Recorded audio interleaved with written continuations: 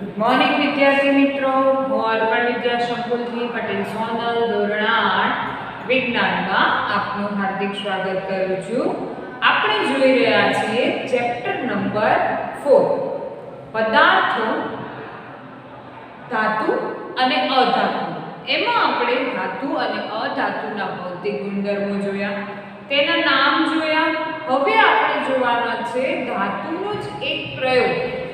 ધાતુ અને અધાતુનો એક પ્રયોગ જે તમે પહેલેથી કરતા આવો છો એ જ વસ્તુ છે, પણ ખાલી આપણે અહીંયા પ્રયોગ સ્વરૂપે તેને દર્શાવવાનું છે. તેને અહીંયા શું કરવાનું છે તો કે પ્રયોગ સ્વરૂપે દર્શાવવાનું છે. હેતુ શું છે આપણો? તો કે આપણો હેતુ છે કે ધાતુ અને અધાતુની વીજવાહકતા તપાસવી.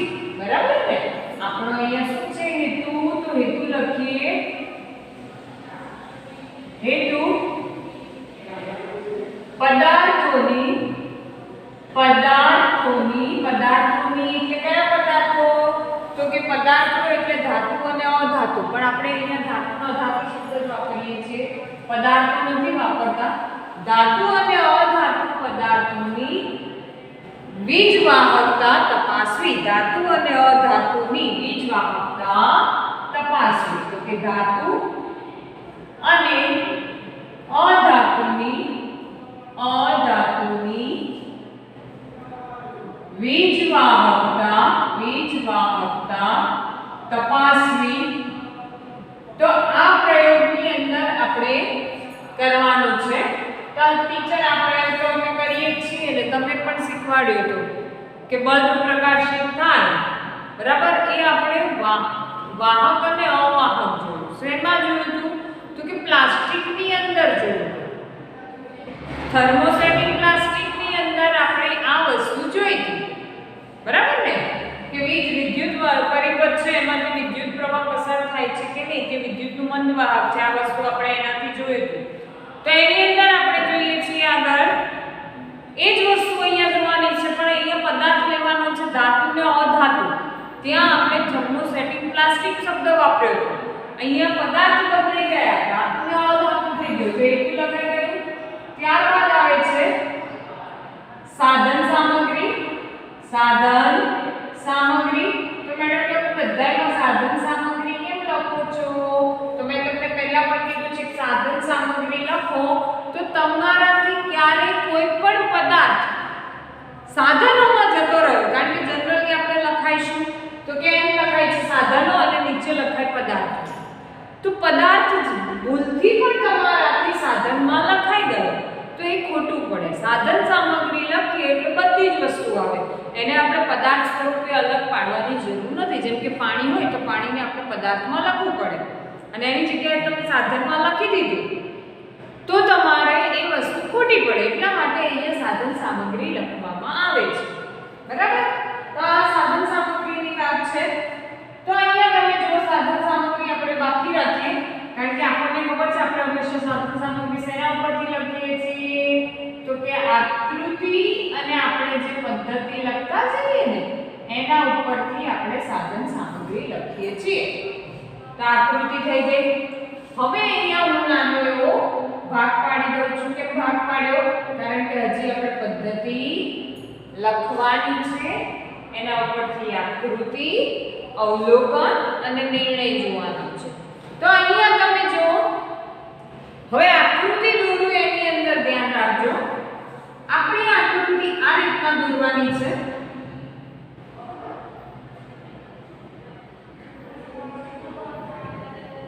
અહીંયા એક સેલ દોરવાનો છે.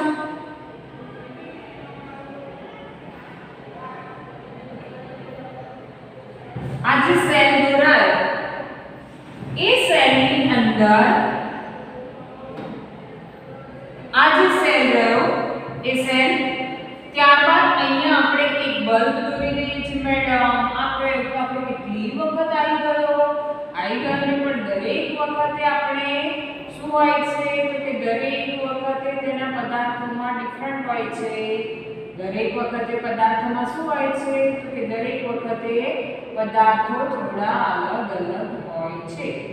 પદાર્થો કેવા હોય છે તો કે પદાર્થો અલગ અલગ હોય છે અને અહીંયા આપણે એ બી પોઈન્ટ આપી દઈએ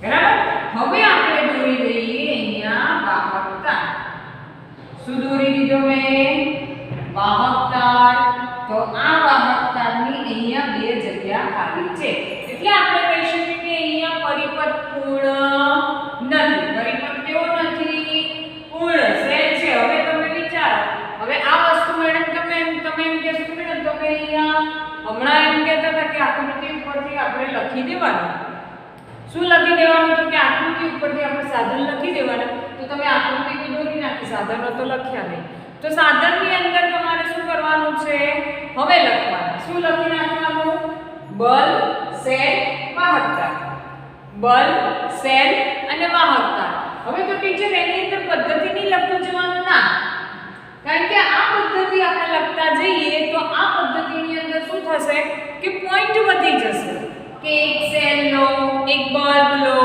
બરાબર વાહકતા લો વાહકતાને સેલ અને બલ્બ સાથે જોડો અને એ બી છેડા ખુલ્લા રહે તે રીતે ગોઠવો તો ડાયરેક્ટ જ આપણે એમ લખી દઈએ કે આકૃતિમાં બતાવ્યા પ્રમાણે સાધનો ગોઠવો શું લખી દઈએ ડાયરેક્ટ આકૃતિમાં બતાવ્યા પ્રમાણે ઇલેક્ટ્રિક ટેસ્ટરની ગોઠવણી કરો તો આપણે ડાયરેક્ટ જ લખી દઈએ છે પદ્ધતિની અંદર પહેલો જ પોઈન્ટ એની અંદર આવે છે આકૃતિમાં બતાવ્યા પ્રમાણે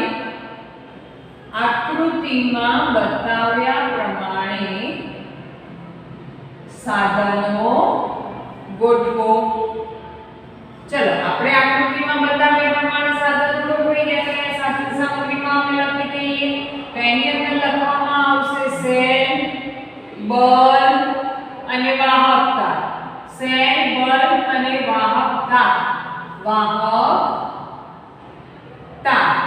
ક્લિયર સેલ બલ અને વાહકતા થઈ ગયું એ વસ્તુ હવે શું કરવાનું છે તો હવે નેક્સ્ટ પોઈન્ટ ની અંદર ધ્યાન આપો વાહકતાના બે છેડા સાથે જોડાણમાં આ જે વાહકતા જે રહ્યા આપણે આ વાહકતા એ વાહકતાના બે છેડા સાથે જોડાણમાં જે આપણે A અને B લખ્યું છે A અને B જોડાણમાં વાહકતાના જોડાણમાં લોખંડની ખીલી મૂકી વિદ્યુત પરિપથ પૂર્ણ કરો તો પહેલું જ આપણે લીધું છે લોખંડની ખીલી શું લીધું છે પરિપથમાં લોખંડની ખીલી લીધી છે તો આ થઈ ગઈ આપણી લોખંડની ખીલી વિદ્યુત પરિપથમાં લોખંડની ખીલી મૂકો મુકાઈ ગઈ લોખંડની ખીલી ઓકે ચલો તો હવે આપણે બીજો પોઈન્ટ લખવાનો છે કે વિદ્યુત પરિપથમાં બરાબર તો અહીંયા આપણે લખીએ છીએ બીજા પોઈન્ટની અંદર નંબર આપો તો પણ ચાલશે ડેશ કરો તો પણ ચાલે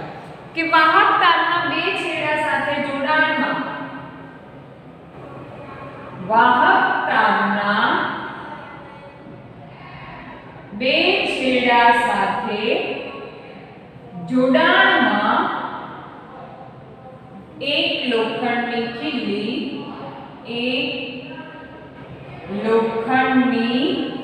ખીલી શું મૂકવાનું છે તો કે વાહકતાના બે છેડા સાથે જોડાણમાં એક લોખંડની ખીલી મૂકી વિદ્યુત પરિપથ પૂર્ણ કરો મૂકી શું પૂર્ણ કરો તો કે વિદ્યુત પરિપથ શું પૂર્ણ કરવાનું કીધું છે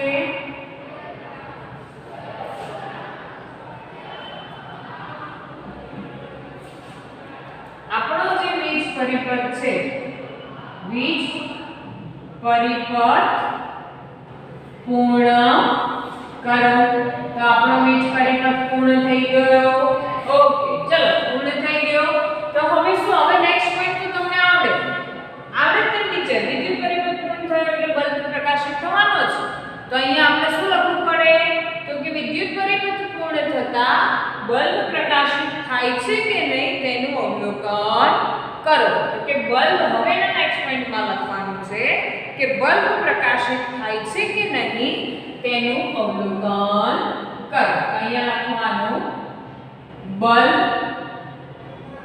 પ્રકાશિત થાય છે કે નહીં તેનું અવલોકન કરો. બલ્બ પ્રકાશિત થાય છે કે નહીં, બલ્બ પ્રકાશિત થાય છે કે નહીં તેનું અવલોકન કરો. તેનું શું કરો? અવલોકન કરો. તો અવલોકનની વાત કરીએ આપણે. તો હવે જો આની અંદર બલ્બ પ્રકાશિત થાય છે. બલ્બ કેવો થાય છે?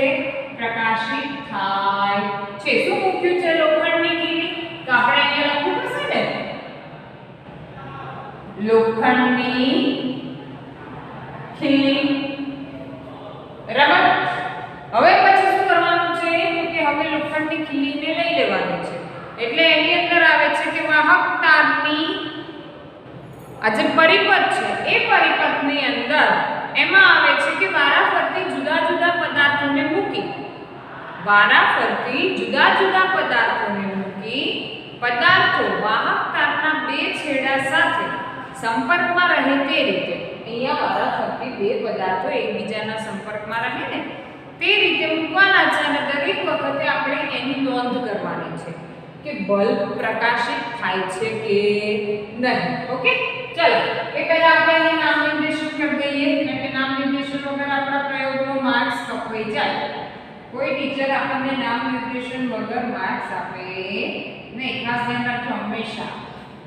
તો જો અહીંયા આ જે રહ્યો એ છે સેલ, આ જે રહ્યો એનું નામ પણ ખબર છે, વાહકતા, બલ્બ, અને આ જે છે એ છે ખીલી. પણ કઈ ખીલી? તો કે લોખંડની ખીલી. લોખંડની ખીલી. ચલો તો હવે આપણે નેક્સ્ટ પોઈન્ટ લખી વારાફરતી કઈ વસ્તુ લેવાની છે? વસ્તુના નામ હું લખી દઉં છું. તો વારાફરતી હવે લેવાનો છે સલ્ફર, કોલસાનો ટુકડો અને તાંબાનો તાર. આટલી વસ્તુ આપણે જોવાની છે. લોખંડની ખીલી લખી ગઈ. હવે લઈશું આપણે સલ્ફર. સલ્ફર પછી બીજું લઈશું તાંબાનો તાર. તાંબાના તારનો ટુકડો નાનો એવો હોય તો પણ ચાલે. અને એના પછી લેવાનો છે કોલસાનો ટુકડો. શું લેવાનો છે? કોલસાનો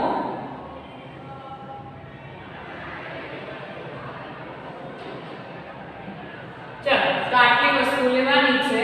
તો હવે આપણે નેક્સ્ટ પોઈન્ટમાં લખી શકીએ. શું લખી શકીએ? કે નેક્સ્ટ પોઈન્ટમાં આવે છે કે વારાફરતી જુદા જુદા પદાર્થોને શું કરવાનું છે? અહીંયા વારાફરતી પદાર્થો મૂકવાના છે. વારાફરતી જુદા જુદા પદાર્થોને, વારાફરતી જુદા જુદા પદાર્થોને શું કરવાનું છે? તો કે વાહક તારના બે છેડા સાથે મૂકવાના છે. જુદા જુદા પદાર્થોને વાહક તારના બે છેડા સાથે, બે છેડા સાથે મૂકો. ઓકે, મૂકાઈ ગયા. ચલો વારાફરતી. તો પછી શું લખીશું હવે નેક્સ્ટ પોઈન્ટની અંદર? તો નેક્સ્ટ પોઈન્ટમાં આપણે લખવાનું આવે છે કે દરેક વખતે બલ્બ પ્રકાશિત થાય છે કે નહીં તેની નોંધ કરો. દરેક વખતે બલ્બ પ્રકાશિત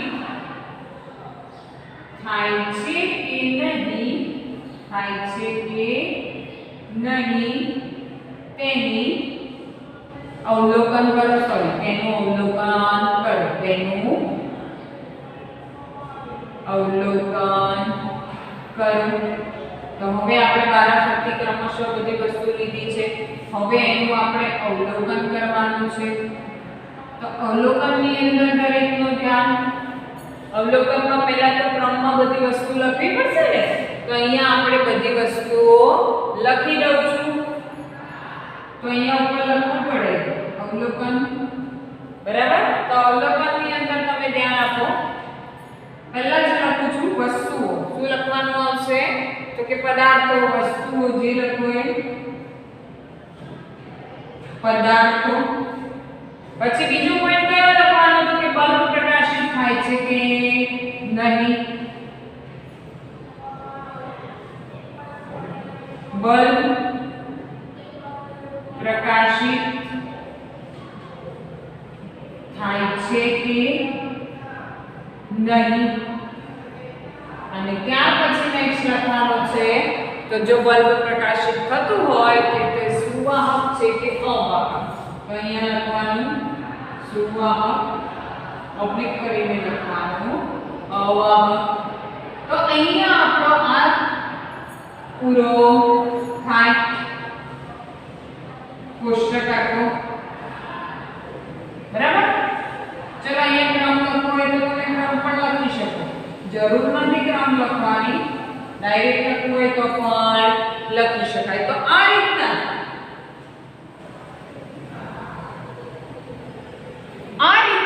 આપણે અવલોકન લખવાનું છે. તો પહેલું જ આપણે લીધું છે લોખંડની ખીલી. લોખંડની ખીલી. ત્યારબાદ બીજું લીધું હતું સલ્ફર. બીજું લીધું તો આપણે સલ્ફર. ત્રીજું આવે છે તાંબાનો તાર. તાંબાનો તાર. ત્યારબાદ આવે છે ચોથું કોલસાનો ટુકડો. કોલસાનો ટુકડો. તો હવે તમે અહીંયા જોઈ શકો છો દરેક વખતે બલ્બ પ્રકાશિત થાય છે કે નહીં. તો લોખંડની ખીલીમાં બલ્બ પ્રકાશિત થાય છે. તો અહીંયા લખવાનું કે બલ્બ પ્રકાશ આપે છે. બલ્બ પ્રકાશિત થાય છે. ઓકે, ચલો પહેલામાં થયો તો એ વિદ્યુતનું સુવાહક કહેવાય. સુવાહક. ત્યારબાદ આવે છે સલ્ફર. તો કે આની અંદર આવે છે બલ્બ પ્રકાશિત થતો નથી. તો એ થયું વિદ્યુતનું અવાહક. કારણ કે બલ્બ પ્રકાશિત ન થતો હોય તો એમાંથી વિદ્યુત પ્રવાહ પસાર થાય નહીં. બરાબર. ત્યારબાદ આવે છે તાંબાનો તાર. તો એની અંદર આવે છે બલ્બ પ્રકાશિત થાય છે. તો એ શું બન્યું તો કે બલ્બ પ્રકાશિત થાય છે તો એ વિદ્યુતનું સુવાહક છે. એ વિદ્યુતનું શું છે? સુવાહક છે. કોલસાનો ટુકડો. તો એની અંદર આવે છે બલ્બ પ્રકાશિત થતો નથી. તો એ બને છે વિદ્યુતનું અવાહક. તો આટલી વસ્તુ આપણે જોઈ. તો હવે એના ઉપરથી આપણે નિર્ણય લખવો હોય તો નિર્ણય લખી શકીએ. આપણને નિર્ણય આવડે. આપણે કે ના આવડે? આજ તો ટીચર હવે તો આવડે જ ને આપણને નિર્ણય. સરસ મજાનો નિર્ણય લખતા આવડે આપણને. તો નિર્ણયમાં શું લખીશું? તો નિર્ણયમાં લખવામાં આવે છે કે ધાતુ વિદ્યુતની સુવાહક છે અને અધાતુ વિદ્યુતની અવાહક છે. તો નિર્ણયની અંદર જો હવે અહીંયા તમને નિર્ણય દેખાશે નહીં. નીચે તમને નિર્ણય દેખાશે નહીં. બરાબર. એકદમ નાના અક્ષરે લખીશ ને તો પણ તમને નિર્ણયમાં ખ્યાલ નહીં આવે. તો એટલા માટે નિર્ણય હું ભૂલી જાઉં છું અથવા તો લખવો હોય તો અહીંયા લખી દઉં છું નાનો એવો નિર્ણય કરીને. બરાબર. એટલે તમને ખ્યાલ આવે. આપણે અહીંયા હવે નીચે જગ્યા નથી એટલે નિર્ણય લખું છું તો ધ્યાન આપો. તો કે ધાતુ એ શોર્ટમાં લખું છું વિદ્યુતનું સુવાહક છે અને અધાતુ એ વિદ્યુતનું અવાહક છે. તો અહીંયા મેં નિર્ણય લખ્યો છે. બરાબર. તો હવે તમે આખો પ્રયોગને ફરીથી એક વખત જોવો તો જોઈ લો. સિમ્પલ પ્રયોગ છે. આપણને આવડે એવો જ છે. સાવ સહેલો પ્રયોગ છે. હેતુ આપણો છે ધાતુ અને અધાતુની વીજ વાહકતા તપાસવી. ઓકે. ચલો તો આપણને કીધું એ પ્રમાણે આકૃતિમાં બતાવ્યા પ્રમાણે સાધનો ગોઠવો. ગોઠવી દીધા. ત્યારબાદ લખ્યું છે કે વાહક તારના બે છેડાઓ, વાહક તારના બે છેડા સાથે જોડાણમાં પહેલા તો એક લોખંડની ખીલી મૂકો અને વિદ્યુત પરિપથ પૂર્ણ કરો. તો આપણે વિદ્યુત પરિપથ પૂર્ણ કર્યો એટલે બલ્બ પ્રકાશિત થાય છે કે નહીં તેનું અવલોકન કર્યું. તો એનું અવલોકન પણ જોયું આપણે. ત્યારબાદ આવે છે કે વારાફરતી અથવા તો ક્રમશઃ બધી વસ્તુ બે છેડા સાથે મૂકો. તો કઈ કઈ લેવાની છે? સલ્ફર, તાંબાનો તાર અને કોલસાનો ટુકડો. ત્યારબાદ એની અંદર જો કે દરેક વખતે બલ્બ પ્રકાશ આપે છે કે નહીં અથવા તો થાય છે કે નહીં તેની ચકાસણી એટલે કે તેની અવલોકન કરવાનું છે. તો અવલોકનની અંદર આપણે જોયું જો લોખંડની ખીલી મૂકી તો બલ્બ પ્રકાશિત થયો તો એ વિદ્યુતનું સુવાહક કહેવાય. સલ્ફર તો કે સલ્ફર મૂકવામાં આવ્યું તો બલ્બ પ્રકાશિત થતો નથી તો એ વિદ્યુતનું અવાહક કહેવાય. તાંબાનો તાર તો કે એ મૂકવામાં આવ્યો એટલે બલ્બ પ્રકાશિત થાય છે તો બલ્બ પ્રકાશિત થાય છે તો એ વિદ્યુતનું સુવાહક કહેવાય. કોલસાનો ટુકડો તો બલ્બ પ્રકાશિત થતો નથી તો એ વિદ્યુતનું અવાહક કહેવાય. નિર્ણય માટે નીચે જગ્યા નથી તો નિર્ણય અહીંયા લખ્યો છે કે ધાતુ એ વિદ્યુતનું સુવાહક છે અને અધાતુ એ વિદ્યુતનું અવાહક છે. ખ્યાલ આવી ગયો ને? પ્રયોગની અંદર તમને પૂછે એટલે સરસ મજાનો 5 માર્ક્સમાં આખી આકૃતિ દોરીને લખી શકીએ. ઓકે, સમજણ પડી ગઈ બધાને?